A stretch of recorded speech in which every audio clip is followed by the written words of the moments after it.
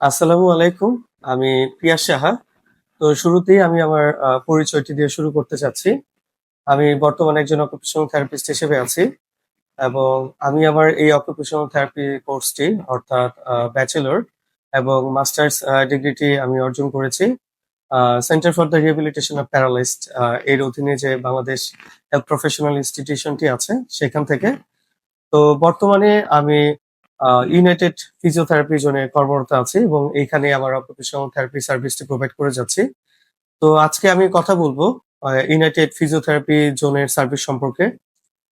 তো আমরা জানি যে ইউনাইটেড ফিজিওথেরাপি জোনটি এটি সাধারণত নিয়মিত এবং পরিকল্পিতভাবে নিউরো ডেভেলপমেন্টাল ডিসঅর্ডার বা স্পেশাল বৈশিষ্ট্য সম্পূর্ণ যে সকল শিশুগুলো আছে তাদেরকে নিয়ে কাজ করে যাচ্ছেন।